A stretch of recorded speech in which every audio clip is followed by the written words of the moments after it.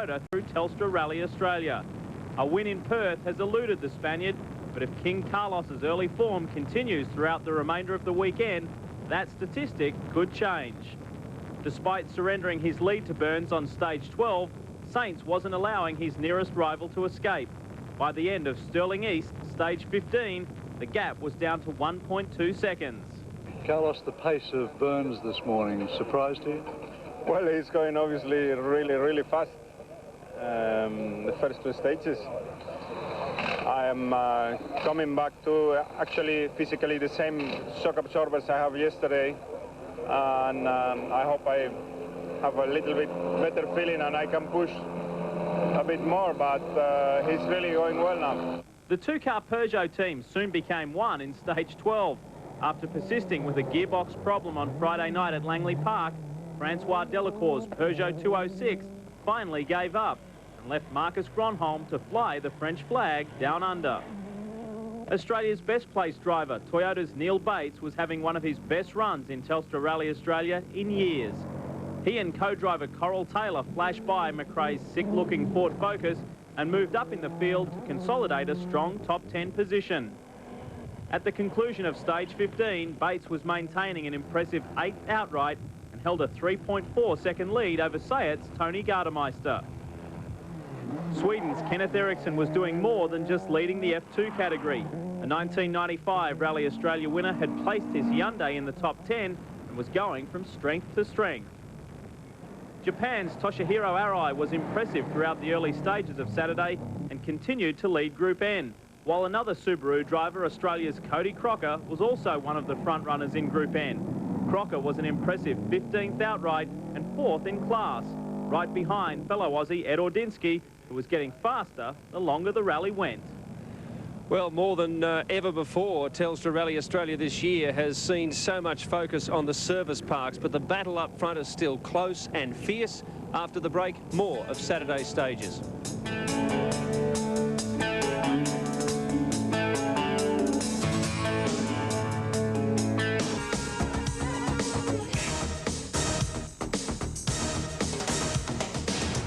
Staying in front and staying in one piece, that became the story of Telstra Rally Australia as we continue our look at Saturday's stages.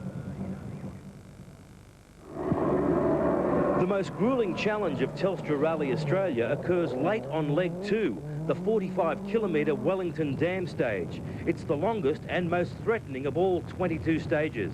The withdrawal of Colin McRae and Nicky Grist on the very first outing of the day narrowed the field of serious contenders for overall victory down to just 3 drivers.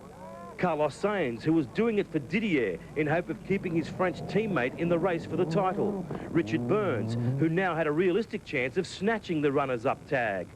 And Tommi Makinen, needing only to finish 3rd in the event to secure his 4th consecutive crown. Yes, of course, at the moment, but it's still a bit more than 1 day to do, and we have to do first this rally and finish 3rd, and then... Sainz and Burns had been neck and neck the entire leg, with Burns enjoying a slight lead throughout. Just 1 second separated the pair prior to Wellington Dam, and it seemed this stage had the potential to decide the entire rally. Amazingly, Burns, nursing an overheating engine, finished 5 seconds ahead of Sainz, maintaining a 5-second lead. A few seconds back from Carlos, but it's what we need. We only need a few seconds on each stage, and add them together, and it makes a difference. Tommi Makinen was 3rd fastest, more than 30 seconds behind the front runners. Mitsubishi teammate Freddie Loik spun his car, but still managed to hold down 4th position overall, much to the relief of Makinen, who knew team orders would come into play should Loik's improve. The world champion's only worry is Harry Rovanpera, but the 3-minute gap that separates them seems a more than comfortable cushion for Makinen to finish in 3rd place. Australia's Neil Bates, who was on track for a top 10 finish, rolled his Toyota. We just got a report from Rally Office that it's on its roof and they're out and they're fine, and so now we'll go and have a look. Tony Gardemeister suffered turbo problems and slipped to 20th position overall. The determination of Sainz and Burns was never more evident than on stage 17, when both drivers clocked exactly the same time, 9 minutes 14.6 seconds.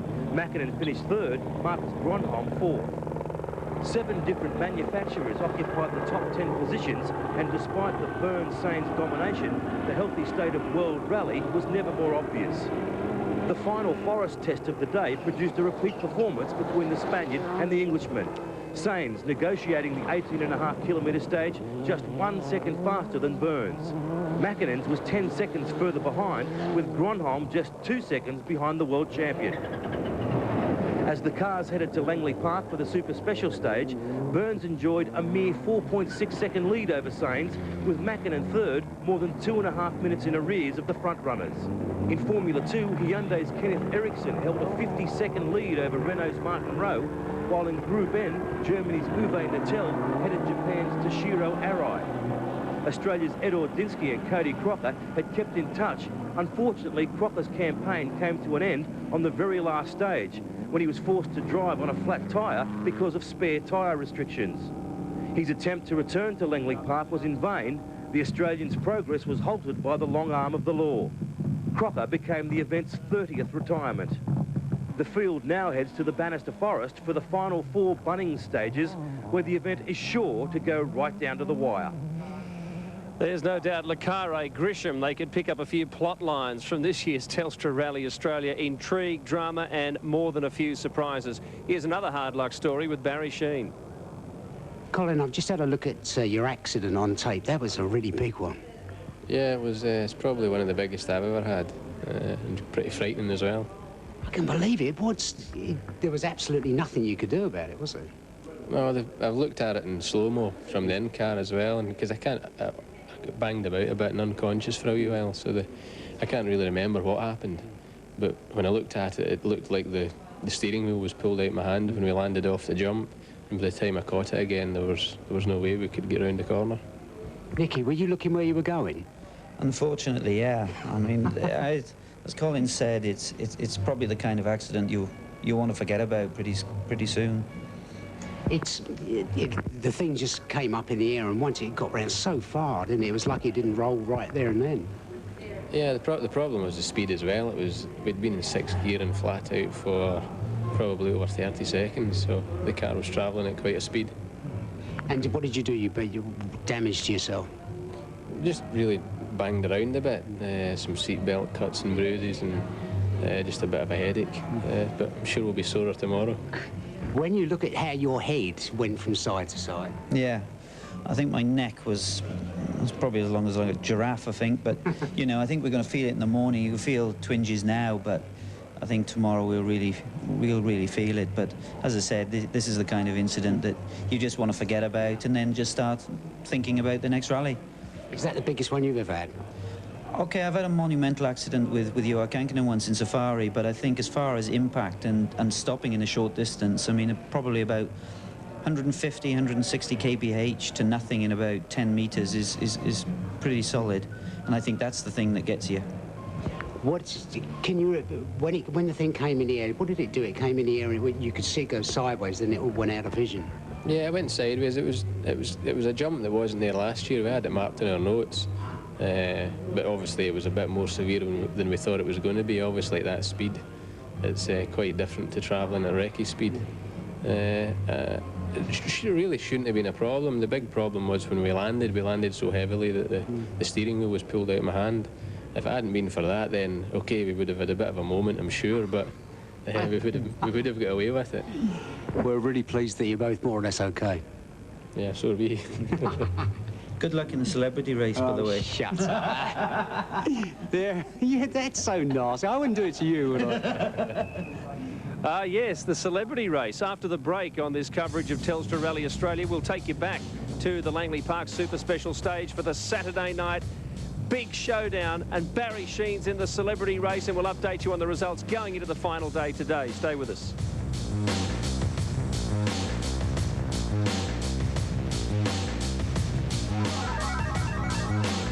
Very quickly indeed, John Smales continues our look at the big Aussie contingent in Telstra Rally Australia. Possum Bourne has been the leading Australian Rally Championship driver at Telstra Rally Australia over the past 3 years. His run in 1999 came to an abrupt end on just the second stage of the event.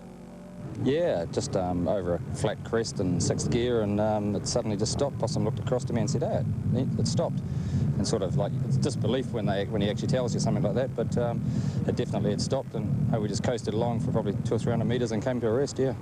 This put Neil Bates not only in first place amongst Australian crews, he was also in the top 10 and setting his sights on Thomas Radstrom of the Ford factory team. Yeah, for us now it's sort of hard to know what to do, you know. We're not that far away from Radstrom, so we'll just sort of keep going and see how we go. The production class brought together 3 of the best. Rally Australia Group N specialist Ed Ordinsky in a battle with Michael Guest and Cody Crocker. Guest was showing early promise before rolling out of the event in Kevs. Yeah, it's been the end of a really, really shocking year this year for me, but you get those once in a while. I've had 3 fantastic years up until now, so it's a shame to it's got to finish like this, but that's part of the sport. So. Crocker's crew changed the gearbox in his Impreza, and he was then handed an added bonus when Ordinsky lost over 4 minutes with a puncture on the 30-kilometre Helena stage. Despite a spectacular rollover on the opening stage, Simon Evans was setting times amongst the Formula 2 elite. Teammate Jason Slott was showing good speed early before breaking a drive shaft late on day 1. Fast right 3. Evans once again tested the strength of the VW on leg 2 with a second roll. Once again, Evans and co-driver Ross Runnels were able to get the car back on all 4 wheels and retain the lead in the Australian Formula 2 section. Yeah, we had a bit of a run wide on a corner, and Ross just sort of grabbed my arm as I was going around, and I said, "What are you doing?" And then we just slid around a bit further and up the embank, and over she went. You just broke the concentration for a second, and then next thing you're over. Neil Bates charged through the opening stages of the second leg. Retirements to the leading drivers, including Colin McRae, propelled Bates upwards towards the top 6 and a coveted World Championship point. But it would all come to an end at Wellington Dam. You know, we were having a very good rally, and I thought it was going to be a great rally. I just made one simple mistake and it just fell over. This now meant the battle between Ed Ordinsky and Cody Crocker was not simply for Australian Group N. It was for the top-placed Australian, as well as for the Australian Manufacturers' Championship. But Crocker's run would end on the final forest stage of leg 2. A rock severely damaged the WRX's suspension. Crocker tried amazing bush mechanics, from battering sufficient wheel space with a rock to limping home on the already shattered wheel. He made it for more than 40 kilometres in a desperate dash to arrive at Langley Park before he ran out of late time. But the ever-present police armada, such a feature of this rally, brought his run to an end. Once again, Ordinsky was the leading Aussie, but with the tough Bunnings ahead, the prize for the first Australian home is still a demanding 4 stages away. But, you know, there's still a huge day in Bunnings, and I feel quite uncomfortable talking about that now when you have one of the toughest days in World Championship rallying, looking at all events still to go. Now back to the best on earth in Perth once again as the Australians and the world resume hostilities in the Langley Park Super Special Stage. Langley Park for the 3rd night and the short 2.2-kilometre crossover stage had started to take on real significance in the battle for positions. Australia's Dean Herridge entered Langley 1.9 seconds ahead of Asia-Pacific champion Katsu Toguchi. The 2 cars 5th and 6th in the production class. Over the jump for Dean Herridge. Huge jump from Dean too in this production car. A 3.4-second win by Toguchi dropped Herridge a full position. 6 cars had crashed and retired on day 2, but only Matsuhiro Sato did it in front of 20,000 spectators. The 40th place driver, the last DNF of an action-charged day. In Formula 2, class leader Kenneth Eriksson faced off against 2nd place Martin Rowe. The result? More confidence for the fast-improving British driver. Oh, this will be very close. Eriksson flying towards the line. Rower's hanging in there and will just cross the line in front. At the top end of the production class, early leader Toshihiro Arai was looking to claim back some ground from Uwe Natel. Natel is going to be much too good here. Over the jump simultaneously and has a big lead going to the line. Uwe Natel maintains his dominance. The walking wounded were everywhere. While Tommi Makinen was focused on finishing, Thomas Radstrom was trying to finish with his Ford Focus. Before they finished here. Oh, look at it! Radstrom is struggling here to keep in the game. 5th overall, marvellous performance. He's flying the forward flag because Colin McRae much earlier was out of the rally. But keep an eye on that left rear. The whole geometry is broken away. It is hanging on literally by a thread. Thomas Radstrom wrestling with this Focus. Oh, look at that. Yes, the wheel is loose. And the wishbone is more or less in 2 pieces. Oh, so it hasn't come undone, it's broken? It's broken, yes. And even the rose joint for the rolls for the steering adjustment is gone. But so we were really scared it should come loose on the stage, but it's a strong car. But the battle of the rally had been between Carlos Sainz and Richard Burns. Just 4.6 seconds between them for the rally lead at the start of Langley Park.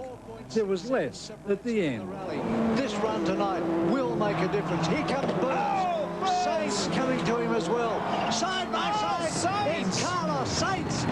Oh, that was brilliant. Burns had a magnificent jump and great momentum, but he probably lost a second in the air. Sainz beating him across the line and making it even closer for the final day. I'm looking forward tomorrow. We always seem to go pretty well in Bunnings, and Carlos doesn't always have a lot of luck there, so I'm very confident for tomorrow. How about today? Are you happy with today? Well, I will be in front, but I'm about 4 seconds behind Richard. I'm trying my best. I've been very, very close a few times today already, and I'm pushing hard, but we will see tomorrow. Reminding you that Juha Kankinen's win earlier this year, 2.4 seconds in the World Rally Championship, so it could continue today. We'll bring that to you after the break, but first updating you on the results up to the final 4 stages on the Sunday, and Sainz is just ahead. McRae, of course, second in that stage with Gronholm, Burns 4th in that stage, Radstrom, Neil Bates and Tommi Makinen well down the order, but of course with a bit of time up his sleeve as he tries to simply secure this World Championship. We'll see how he goes pretty soon. Stay with us.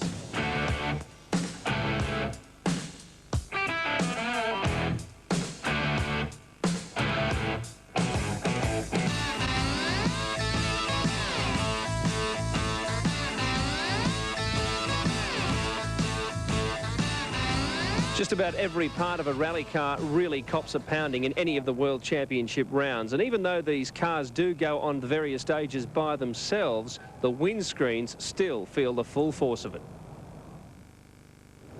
So you're competing in Telstra Rally Australia and you crack your windscreen. But what do? Do you call for one of these?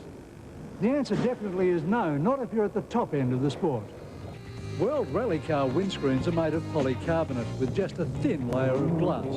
Highly flexible, very brittle. They're air freighted with care from Europe from the makers of France's very fast train.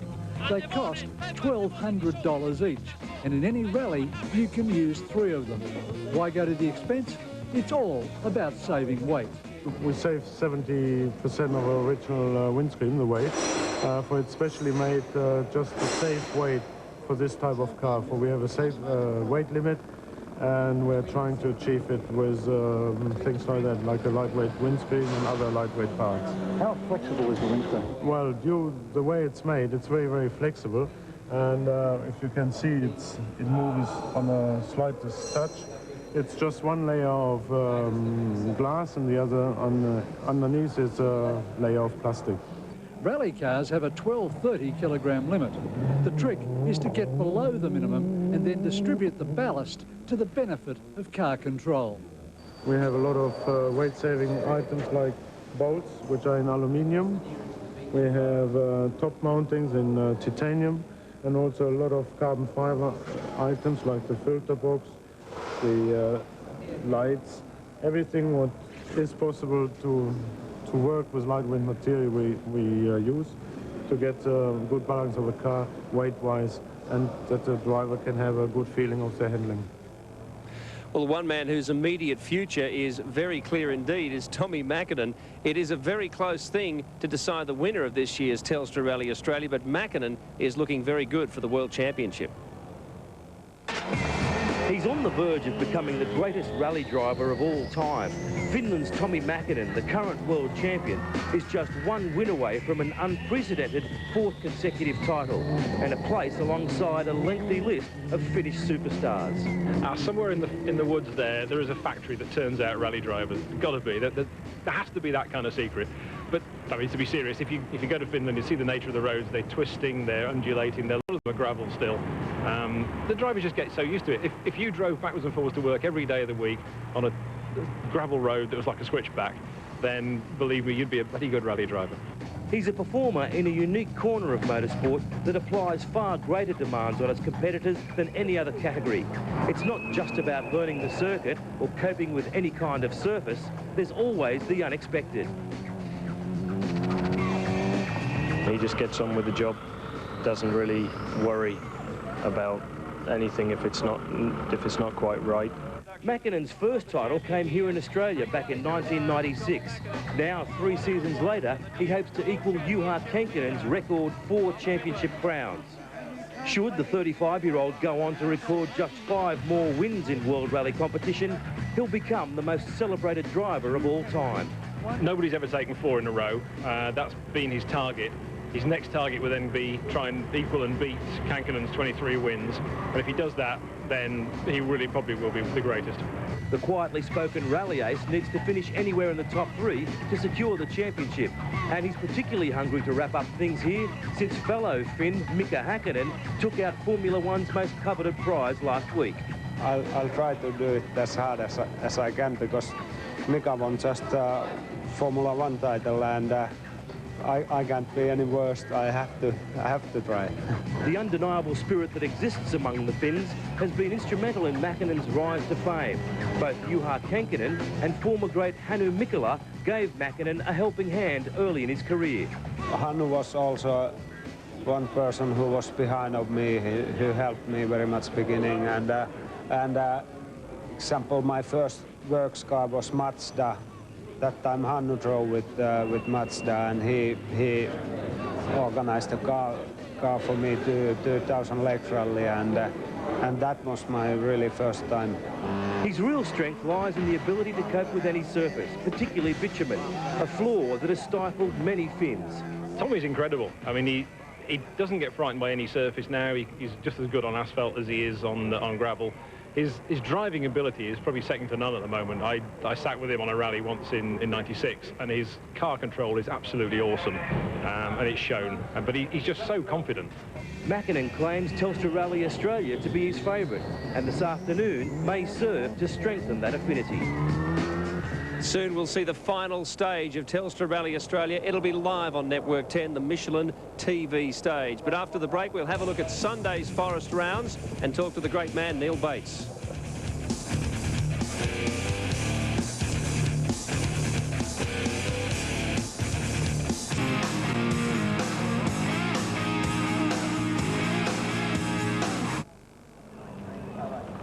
Well, I'm afraid I can't tell you the words that just came to mind when I heard that Neil Bates was out of Telstra Rally Australia, because this is a family show. Neil, we have had some positives from this rally, though, haven't we? It's been a marvellous event. Yeah, it has been a very good event, a very exciting event, although there's been a lot of attrition in this event, unfortunately. I was one of those, but all in all, a very exciting event. You haven't had much luck in the last couple of years here, but it is, even though it's renowned as a fast rally, whereas, say, the Greek rally and the Kenyan rally are thought of as the tough endurance rallies, this thing really takes its toll. Yeah, it is a very difficult rally because the road surface is very soft, and that makes it very difficult because the roads chew up a lot and they get a very slippery dust on top, so it's very slippery conditions and always changing, and that's what makes it difficult. You've had another great national championship coming within a whisker of knocking Possumbourne off. That was a tremendous battle, but this is something else again, isn't it, as an event? Absolutely. You know, this is the pinnacle of rallying. It's a world championship, and it's obviously the biggest rally we have in Australia, so that's something we look forward to coming to and gauging ourselves against the world championship guys. We should point out you and Possum are in technically World Rally cars, but the other World Rally cars from the foreign teams do have a bit more muscle in other areas, don't they? Yeah, we probably lack several $1 million in support to back our cars up, and our cars now a couple of years old, but you know they are still World Rally cars and they're very good cars and certainly the best cars in this country. The National Championship is going from strength to strength, and we saw a terrific final round in Tasmania this year where we brought the whole thing into Hobart. But going to Langley Park 3 times in this event and having a big crowd of around 10 to 15,000 cheering you on, that must feel good. Obviously, it's a very good thing, and it's something that's happening in rallying more and more, is taking the rallying to the people rather than trying to get the people to rallying, and it's a very good concept. You know, Langley Park's very successful. The Rally of Canberra last year had a super special stage that was very successful, so it's starting to happen more and more. I mentioned the World Rally car, of course. Now, you and Coral Taylor are soldiering on next year in the National Championship, but how does the Toyota withdrawal from the World Championship leave you, Neil? Well, next year, I'm pretty sure our program will be happening, and I think in the short term it'll benefit us. You know, as I said before, our car's a couple of years behind in specification now, and hopefully TT will be able to put more effort into customers next year, and we could end up with a better package, and that's certainly what I'm hoping. So will you be the only Toyota World Rally car in the world next year, competing right here in Australia? Competing in Australia I will be, but there's quite a few customer Corollas around the world. I think there's about 30 customer Corollas around the world, so there'll be quite a big role for TTE in having support for all those cars around the world. So you know, while they won't be competing in the World Championship, I think there'll still be a TTE presence around the world. Possum Bourne was out of this rally even earlier than you, and I know that would have disappointed you in a sense, because that great contest would have, you know, we'd like that to continue right through to the end, and you guys are great mates and would have liked it too. Absolutely. It's always disappointing to see your opposition go out like that, and as you say, it's a lot more fun if you can be you know, having a race with your competition and hopefully beating them. A lot of great young Australian talent around here, Neil. They're always nipping at your heels, but it must be good to see them coming through in an event like this. Yeah, absolutely. Although this event hasn't been kind to most of them. Cody Crocker was going very well, but had problems yesterday afternoon, lost the rear wheel, and Dean Herridge has actually been going very well, and he's still going, so there's a couple of guys there going very quickly. Well, mate, we look forward to seeing you back in the National Championship next year, and of course in Telstra Rally Australia in 2000. Just quickly, what do you do now in the meantime? Well, I head off to Bathurst next weekend. I'll be driving with Jeff Brabham there, so I'm looking forward to that, and then I've got a few months off, but I've got a business in Canberra, so I'll be back there and doing a bit of motorbike riding and trying to keep fit. Never a dull moment. Good luck in the FAI 1000. We're looking forward to seeing you in action there, and thanks for your time today. Thank you. One of the greats, Neil Bates, a legend in Australian rallying, and of course another great driver is Richard Burns, very much in contention here, and we were lucky enough to have Richard take us around Bunnings. This is the final Michelin TV stage that you'll see live on Network 10 this afternoon, and this is Burns' look. Hi, I'm Richard Burns, and we're just taking a look at the live TV stage in Rally Australia.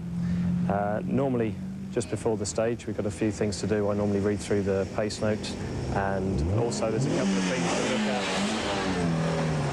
Thank you.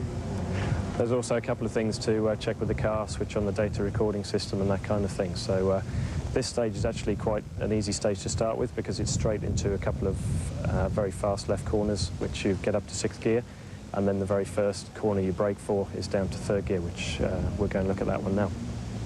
So this is the first corner that we actually slow down for. We come down from 6th gear on the crest there, braking down to 3rd gear in our car.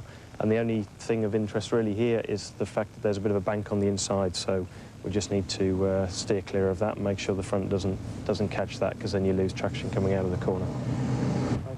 So here's the first slow left corner. It's very difficult to see your line for this corner because it's over a crest on the way in.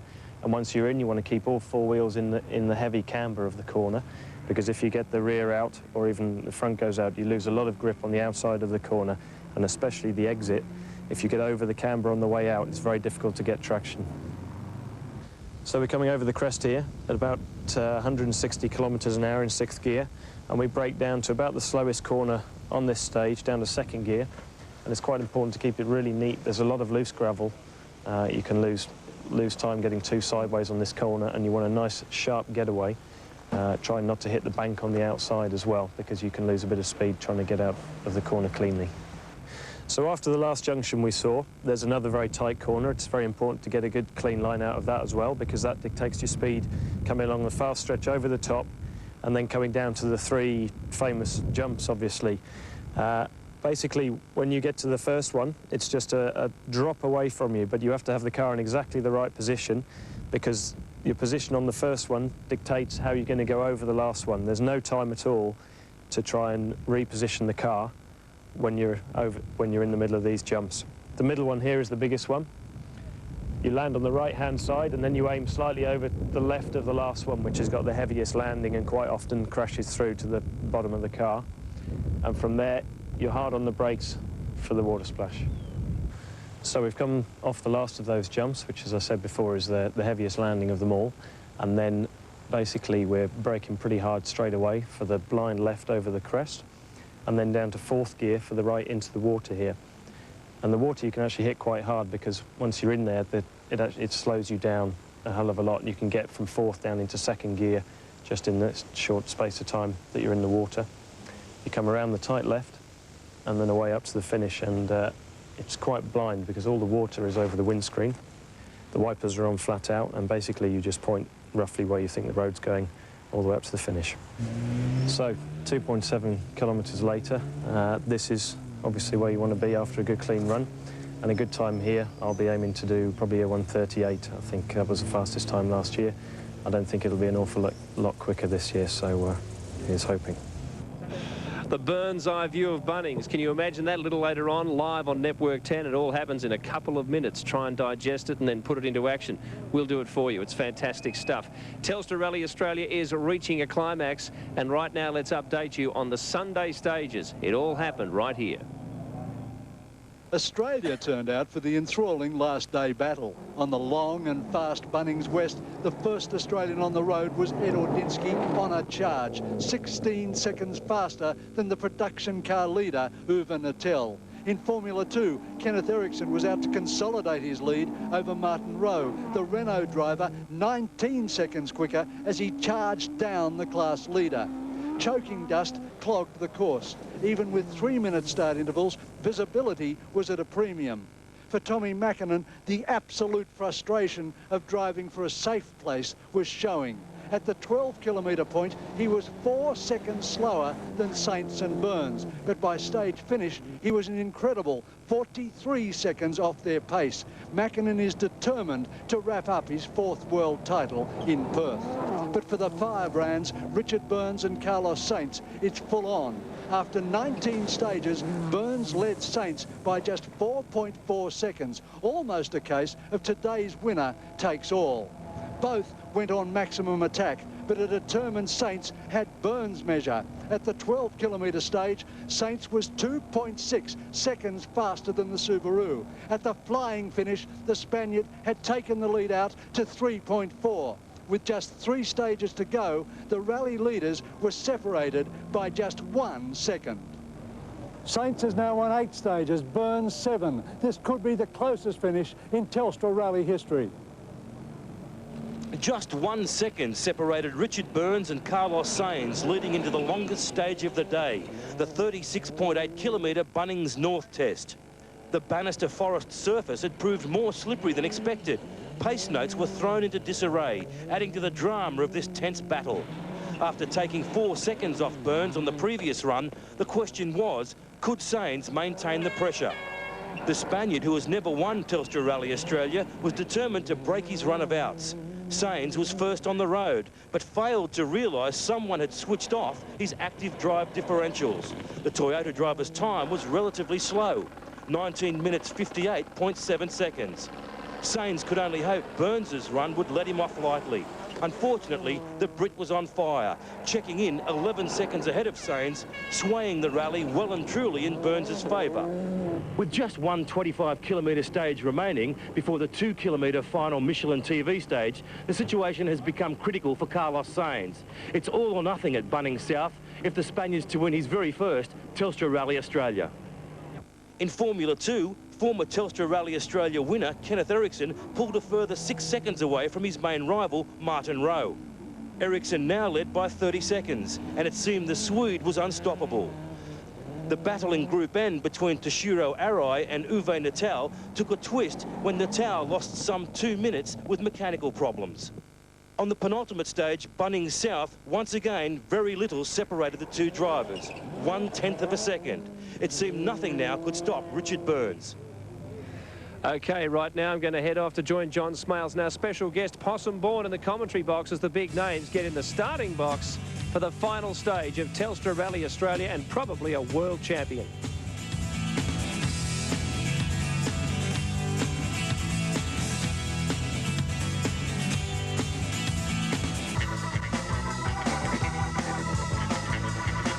From the air, this is where the climax of Telstra Rally Australia will take place very, very soon.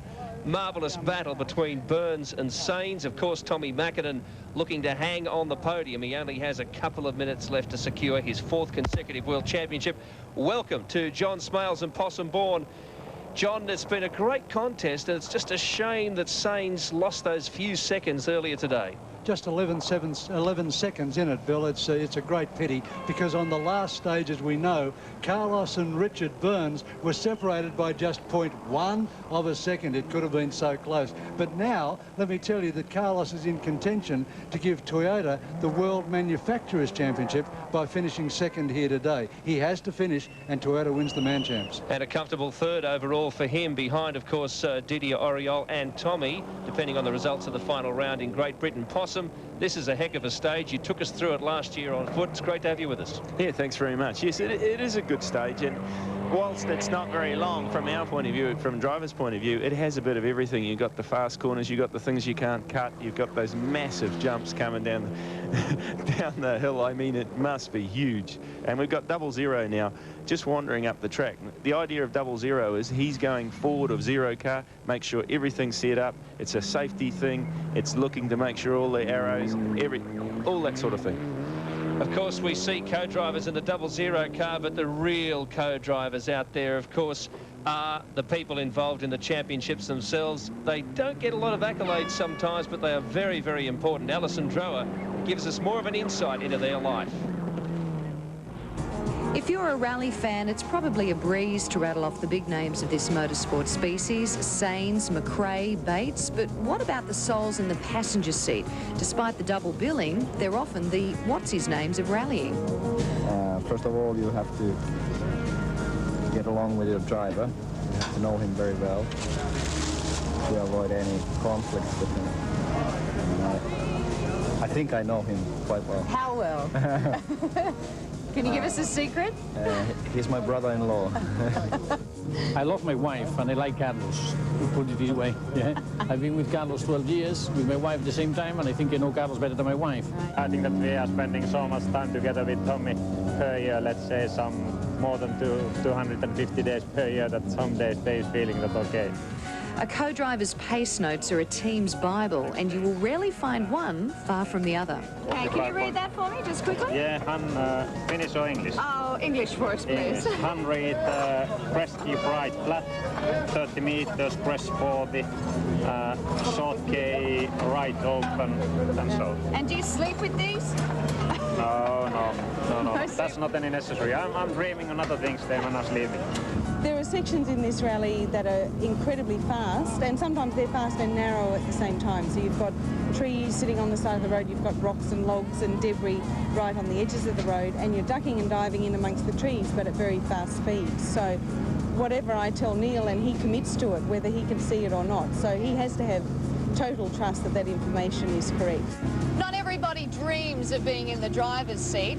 Others like to tell the driver where to go. They provide a soundtrack for what's out in front, and there's not a lot of time to enjoy the ride. And trust is the crucial factor when it comes to a rally team. Oh, absolutely. You know, there's things in that car that he can do that I wouldn't even dream of doing, and you know, there's times where we're running out of control, and I'm just glad it's him that's got the steering wheel in his hand, because I know he's going to get us out of it. And I just look down at my notes and go, all right, next call. But I think everybody can be a co-driver, but not a top driver. For that, you have to be born with a special talent.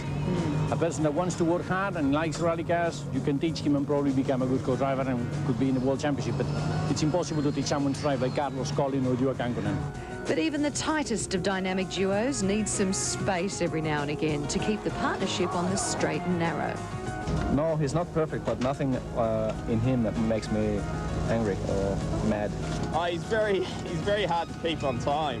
What does your driver do that drives you crazy? Me?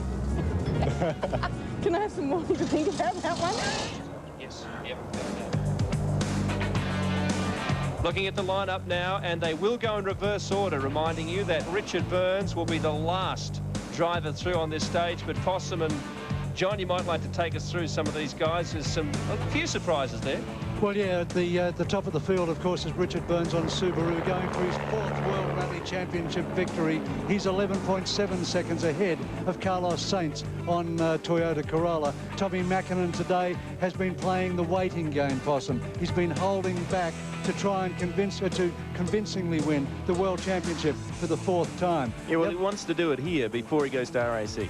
And look at the bottom of this page, car 50. Sam Yamaguchi from Japan, obviously, will be our first starter here on the Bunnings TV stage, the Michelin TV stage, and there he is on the starting blocks now. Great to see Dean Herridge and Ed Ordinsky flying the flag for Australia, but Yamaguchi, the first one through. Yamaguchi is 7th in the production car class in this Mitsubishi Lancer Evolution 6, which is the latest generations of these very strong Mitsubishis. Yeah, and from Japan, it'll be a seriously happy boy here, because to make it in the top 20, to make it into the television coverage, these guys, that's what they're here for. They really want to make a name for themselves, and this, for them, is like winning. He's 3 minutes behind the next place car in the production car class, Nishio, also from Japan. But 7th in Group N. And he's pretty nervous now, I can bet you. This is a big thing, the televised stage. Twice this year, the final stage in the World Rally Championship has, in fact, been committed to points. And it's been quite a controversial addition, because each time Didier Auriol has used that final stage to pinch 3 points in the World Championship. It's kept him in the hunt, in fact, and take away those 3 points each time, and Makinen has an unassailable 12-point lead overall. Important to point out, however, that this is not a point-scoring television stage. They tried, but... I think Sensor's ruled now, and they've dropped the point side of it, but we've still got the television, and that's great for the people at home. The big innovation at Telstra Rally Australia this year has been this magnificent timing system. They trialled it last year. It was controversial last year when Tommi Makinen was alleged to have broken the start by 4/100ths of a second. I mean, you can't count it, can you? No. But you see, it opened up a book that the rules weren't written right. They were new, and they hadn't actually been put in the rules, which is the only reason they got away with it. But you can be sure that it's filled up now, and these things are here to stay. Ready for a start. The lights will count down for Yamaguchi. The stage distance, 3.19 kilometres. He's way. The stages vary in length in this rally from 2 to 45 kilometres. This is 2.73 kilometres, and the record is 1 minute 36.1 seconds, an average speed of 102.27 kilometres an hour, and that was set by Sainz and Moya last year, and they are still to win at Telstra Rally Australia. Nice commitment from Yamaguchi through the first right-hander. Now the long wind up the hill, Possum. That's right. He's coming up to the corner, which I think is the best one and also the most difficult. You can get around here really, really fast, but if you run wide, you lose a lot of time. Now it's power all the way to the midpoint. Lots of dust as well. You can't get away from that in Rally Australia when it's this time of the year. The unique pebbles, of course, are one feature of Telstra Rally Australia, but gee, there's been a whinge or two about the dust over the past few days. You get that, and it's probably a bit tougher for the spectators than anything, but from the driving point of view, the dust is settling in time when you're coming, so it's pretty good. Rear spoiler really moving around on Yamaguchi's car.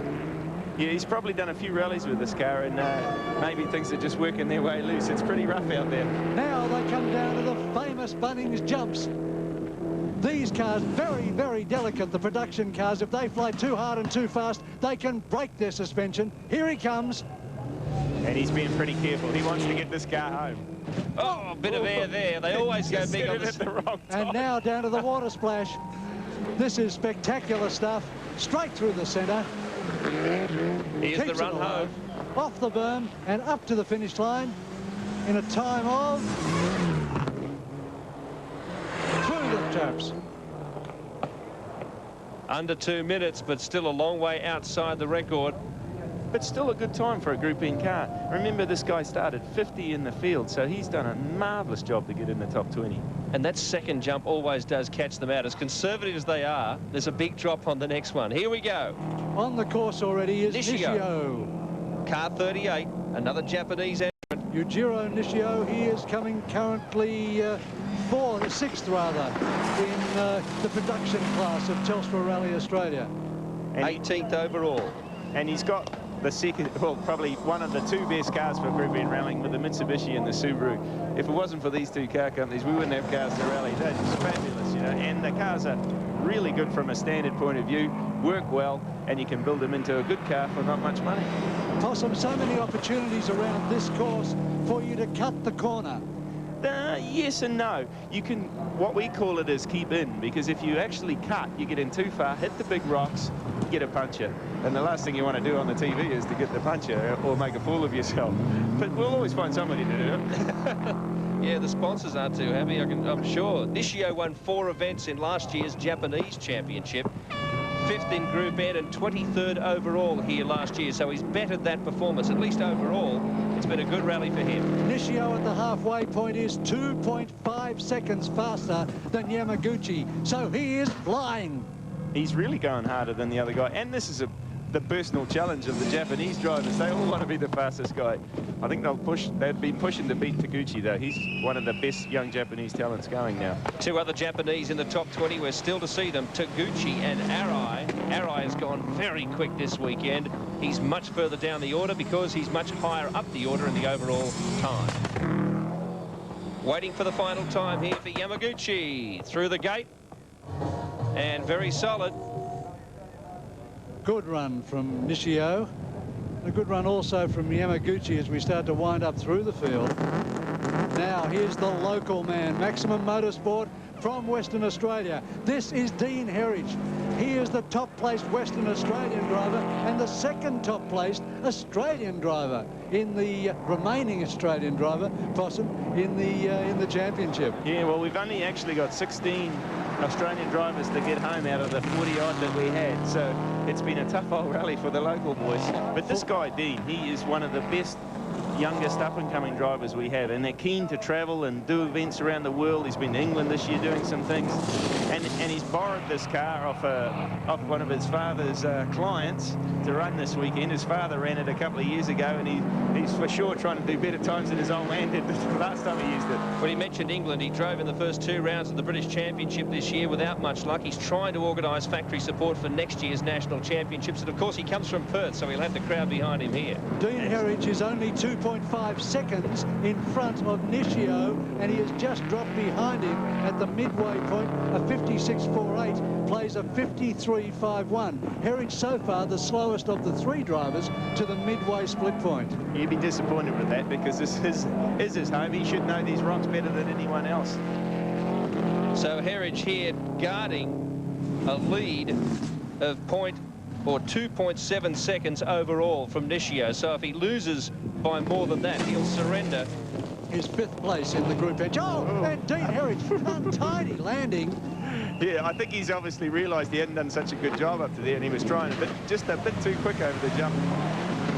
Herridge goes out to the right on the water splash, Possum. And it's missing. He's in trouble. He's in trouble. Looks like he's going to lose those 2.7 seconds and more. Heartbreaking. Absolutely heartbreaking. But it's still going, and he'll get home, but I think he's going to miss out against Nishio. So Dean will slip to 18th overall. Nishio picks up a spot. And he also picks up, of course, 5th place rather in the Group N Championship. Now we're on Katsu Taguchi. This man is the Asia-Pacific champion. Possum born, of course, twice Asia-Pacific champion. And Possum, just how good is young Katsu? Well, Katsu, he's a brave man. He tries hard. He's totally committed to his sport. He rallies everywhere. Actually lives in Malaysia at the moment to get more rides. And we had a good battle with him a couple of weeks ago up in Malaysia with one of the events there. But he's got a lot of talent. He tries hard, and he's the best young Japanese driver going at the moment, I believe. Ronnie Teo, his co-driver, is in fact Malaysian. This guy won the Asia-Pacific Championship with 40 points from Kataoka and Treyas. Not bad. not bad at all. And he won the overall championship in a Group N car, which is very, very good. And he did that by finishing all 4 rounds, scoring points in all 4 rounds. And he beat me by a couple of points, so I'm not happy with him. Split time of 53.54. Nishio is 3/100ths of a second faster than Taguchi at this point. Great battle. Taguchi did not finish. His only starts here in 1997 and 1998. So let's hope he gets through the water here. And not only that, but secures a good solid 15th overall in Telstra Rally Australia. He's 13 seconds behind Alistair McRae in the overall standings. He won't catch that up here, but nevertheless, it'll be a good result. Big jump from Katsu Taguchi. As I said, he's brave. Let's see how he gets through, straight through the middle of that water. No holds barred. You see that corner out of the water is getting slippery now, and they're getting wider and wider. It's going to be really interesting when the top cars come through. Scrambling through almost sideways. And a 1:45.61 for Katsu Taguchi. Good time. Katsu is a brave boy. We'll see a lot more of him, and his reliability about finishing has got a lot better lately. Now we get the Formula 2 cars. These guys sound fantastic, don't they? This is the British champion, Tapio Laukkanen from Finland, and he is in the Renault Megane, and they are leading the Manufacturers' Championship for Formula 2 cars in the world against the Works Hyundai team. How good are these Finnish drivers? They are so strong across the board. Kaj Lindström is co-driver. First start here at Telstra Rally Australia. Has no points in the World Rally Championship, but is certainly one to watch. Renault have been very good this weekend. The thing to understand here is that this is a Formula 2 car. What that means is that there is no turbocharger on it, and it drives through its front wheels only. So while the other cars have 4-wheel drive and even traction, these cars have to claw their way across the ball-bearing rocks of Western Australia. Possum, what would you rather be in? Oh, I think I'd rather be in my 4-wheel drive Subaru, actually. These things are very good on the fast corners, but you notice they're slower out of the tight corners just because they just don't have the traction. But don't they sound great? They're normally aspirated engine. You can really hear them coming in the forest all weekend. Kenneth Eriksson leads this class, incidentally, 9th overall. A split time of 54.59 tells the story. The production cars are about a second faster, over about 1.5 kilometres. And that's how it should be, because you got to remember, standing start, all those things, just they lose time. Every corner, sharp corner they go around, it's going to be difficult. But these things are very strong, stronger than the production cars, so you can fling them over the jumps, and that's right. what Laukkanen is doing. That's right. These things have much more freedom in what they're allowed to do when they build them, and it makes them that much stronger. Now, scrambling for traction, and as his wheels got wet through the water splash up to the finish line. Well, that struggle to get the power down might have cost him a little bit, but Laukkanen crosses the line. I think he was slower than Taguchi, wasn't he? I think he was slower than Taguchi, rather, by about 3 seconds. Katsu, as we like to call him. We got here Alistair McRae. I'd suggest that's McRae, yes. Yep. Car 32, Alistair McRae, brother overall. of Colin. Now 14th overall. This guy is one of the up-and-coming boys there. You wait till you see him in a World Rally car. I was in RAC last year watching him when he drove a Subaru, and he was right on the pace with his brother. You can imagine the family rivalry when he gets in one, can't you? Oh, had a great run there. Won the Rally of Finland in Formula 2 last year. Won his class here last year as well. He's only 29.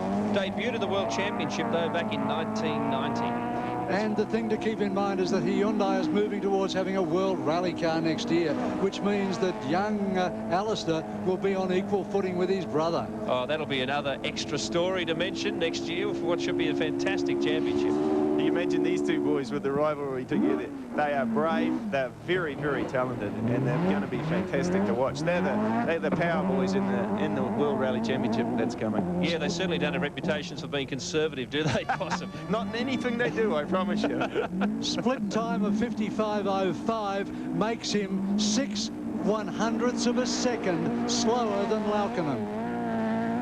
I've been really impressed in Kenneth Eriksson, because he's absolutely killed all the Formula 2 guys this weekend, had total control. And, you know, when you're against these guys like Alistair and Laukkanen and Martin Rowe, that's amazing.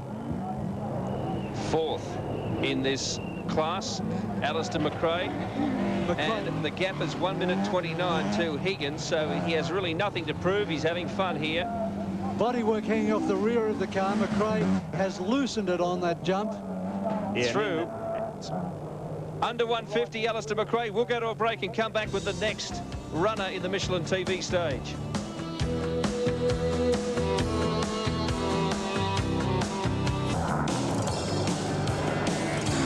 Welcome back, Telstra Rally Australia final televised stage. This is the 13th placed Mark Higgins, the All-British team, with Brian Thomas co-driving first start in this event. He's also third in the Formula 2 category, playing Ericsson, and doing a sensational job in the little Volkswagen Possum. He is. And this car, I mean, he was under a bit of pressure because this car's on a plane tomorrow night to go back to England to do the RAC. So I think if he'd pranked it, he would have been in big trouble with the boss. Australian Rally Championship came alight this year when Simon Evans brought his Volkswagen from Great Britain to Australia and won the Formula 2 Championship. How much more developed is this vehicle? This is probably what you call the next generation. If you look at this, it's got the flare guards, slightly wider track, a little bit more development with the engine. It's probably a later model shell. All those little things make them just that bit faster. At the halfway point, Mark Higgins, a 54.63, makes him almost as fast as Katsu Taguchi, and in fact makes him also the fastest of the Formula 2 cars. It just shows you the Volkswagen obviously has got very good traction and good power up that long straight. Now, down over the jumps, let's see how Higgins goes. Higgins very much the find for the British Championship this year. He's regarded as being the young gun. Yeah, and next year he's moving to Vauxhall, and the UK champion is going to be driving this car, Laukkanen. So he's moved from the Renault to Volkswagen next year. Keeping the revs right up on the Volkswagen now as he comes out of the water splash and heading towards the finish line. A stopwatch on him will give us the time of a 1:46. Good time. You notice he had really good momentum out of the water, and I think that's where there's a lot of time to be gained on these runs. Yeah, we've seen a couple of the guys floundering there, if you'll pardon the pun, coming out of the water. Mark Higgins. Exact time given, a 1:47.77 for Mark Higgins. Top Aussies on the line. Ed Ordinsky. This is Mr. Eds. Lee Diffie. Well, this is it, isn't it? The sole remaining Australian, Ed Ordinsky, one of the top performers in Group N. Ed's top stage performance has been 9th, and there's no doubt he has got faster and faster as this rally has progressed. 14 seconds behind the 10th placed Martin Rowe, who's in a Formula 2 car. Ordinsky unlikely to make that up, but you never know. If Rowe does something dramatically wrong on this stage, Ordinsky could be in the top 10. So let's keep it smooth, Ed, and see what we can do. It's been an intriguing battle in Group N this morning. Uwe Nattel started with a comfortable lead of 40 seconds in 54 seconds over Arai, and then 21 seconds back to Ed Ordinsky in Group N this morning. Then Nattel hit a rock, and Ed Ordinsky came up in a major contention. There he goes. 43 years old, co-driver Ian Stewart, both of Australia's 7-time Group N winner of Rally Australia.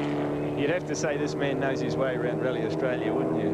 He's genuinely the benchmark. Absolutely, and you noticed, especially on day 2, he really started to concentrate, and in those stages down to Collie and back, which he really enjoys, you saw the times really starting to reel in, and he started winning Group N stages.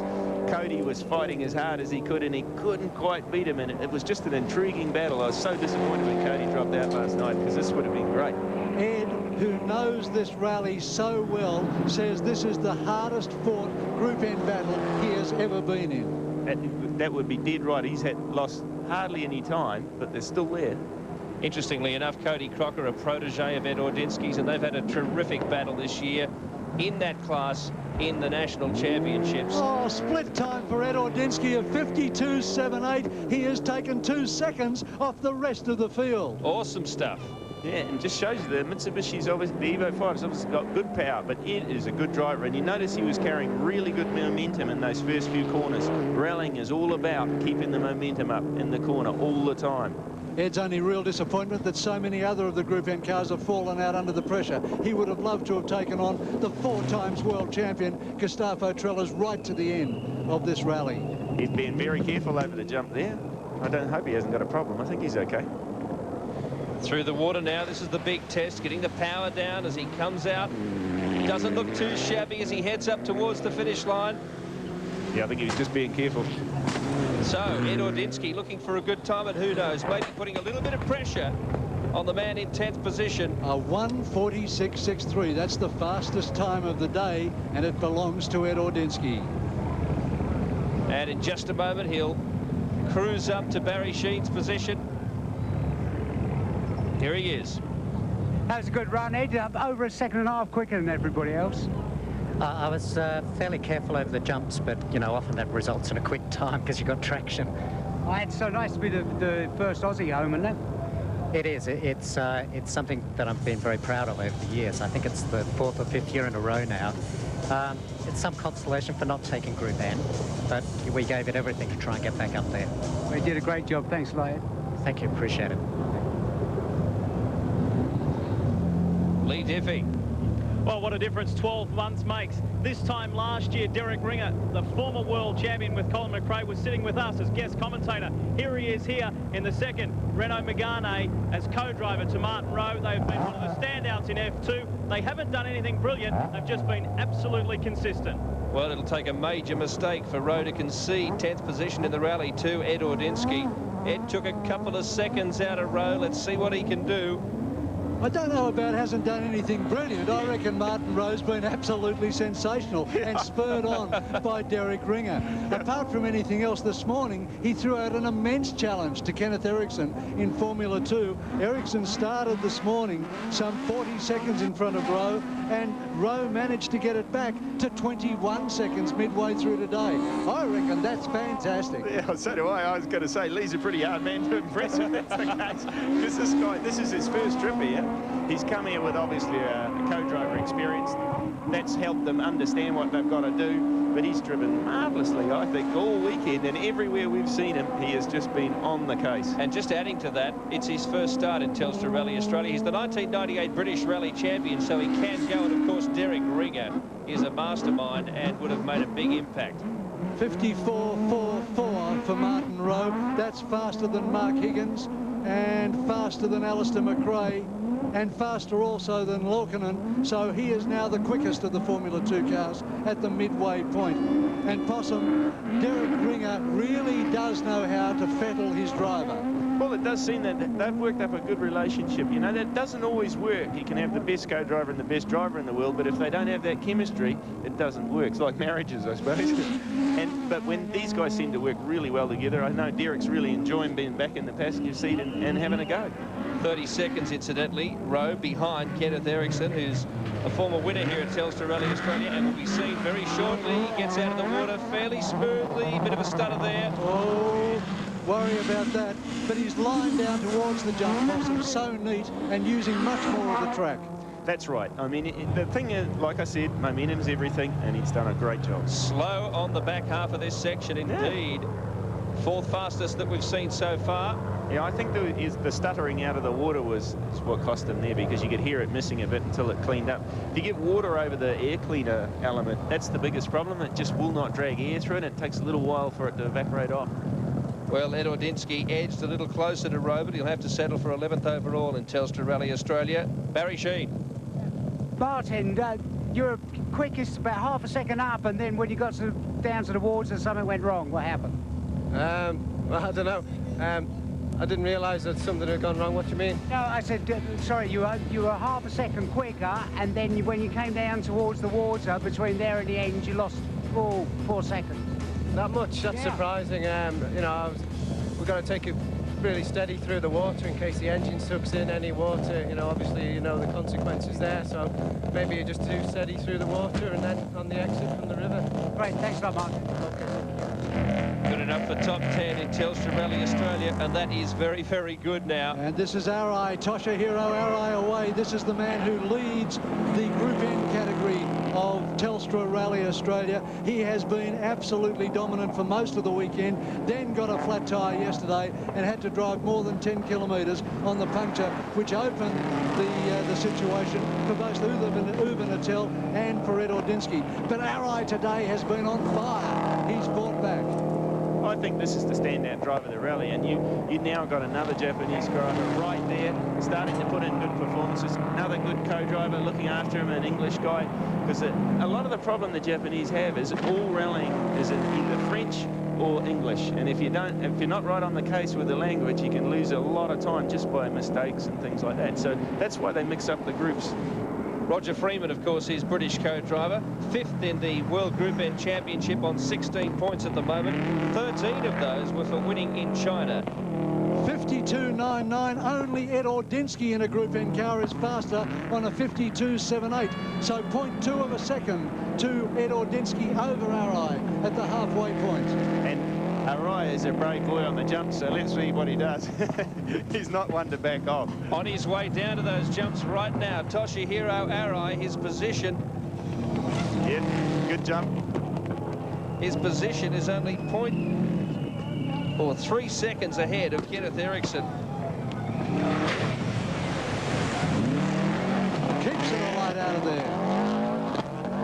And keeps it neat and tidy off the berm as well, getting his power to the ground.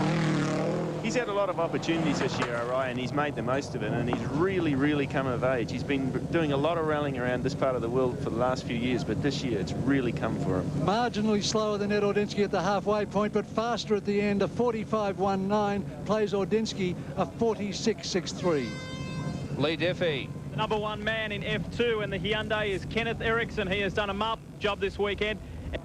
She has outshone Alistair McRae, and it's been a very good run for Eriksson. He's only 3 seconds behind Arai, and with Arai setting that very slick time, this will be an interesting challenge. Eriksson 9th overall, Arai 8th. Of course, they're in different classes in this rally, but in terms of overall positions, it'll be interesting. Yeah, everybody wants to get as high up the overall order as you can. We're competitive. That's what we're here for, so it'll be all on here. Stefan Permander is Swedish co-driver. That makes it all Sweden in the front seats. 3-time Asia-Pacific champion, 95, 96, 97, won Telstra Rally Australia in 95, won the 1986 Group A World Championship. He goes back a long way, 4th of the World Championship in 87, but joined Hyundai after several years with Subaru and is now looking to get back into the thick of things in Group A. Ready for a start from Kenneth Eriksson. Front wheel drive only, claws to the ground. His starting technique is to ease it off there rather than just to set the wheels alight. And that's sort of, in a long stage, that's very important because you don't want to buzz the tread off the tyres too much at the start. You want to look after the tyres all the way along the long stages, so you've got good grip all the way. Oh, sensational. Sensational commitment from Eriksson. Straight across the gutter on the inside of the track. Dips in that right front on the apex there. What you're trying to do when you're cutting the corners there is open the radius of the corner up. If you cut through the middle, you can carry momentum, less turning to do, so therefore the car's carried more speed, exit the corner faster. Well, can he squeeze 3 seconds? Arai had a pretty tidy stage. It seems unlikely that Eriksson can pick up 3 seconds over just 2.73 kilometres. Arai wasn't stuttering or stalling out of the water, so let's see. 1.6 underneath, though. I'll tell you what, if he keeps up this pace, he just might pinch an extra placing in Telstra Rally Australia. You'd be pretty happy with that, I think, too. What an achievement. So let's see how Kenneth Eriksson finishes. Will he go for the big air over these jumps, or will he try and keep it tidy like Ordinsky so effectively did? Certainly Eriksson is the fastest of the Formula 2 cars. He's something of half a second faster than Martin Rowe to the halfway point. Here's the jump. Yes, he keeps it down on the ground. And again, minimum air, maximum traction. That's exactly right, and he's the master of the very loose surface driving, like Sweden in the snow and all this loose stuff. I don't know whether he's done the right thing here. He's lost a bit of time there. He obviously was concerned about the water, but he's having trouble getting traction coming out of it now. Went through a lot of mud there on that bank. Well, I know, you see the little slot in the bonnet. I know the air cleaner's just behind there, and I know he didn't want to fill that up with water and then the thing stop and carry on. So I think what he's tried to do is stop the water coming up over the front and then good drive off the water. And Martin Rowe beats him, a 50.11 against a 52.7 for Eriksson. Lost a lot of time, Eriksson, in that second half of the stage. We'll be back with more action from Telstra Rally Australia.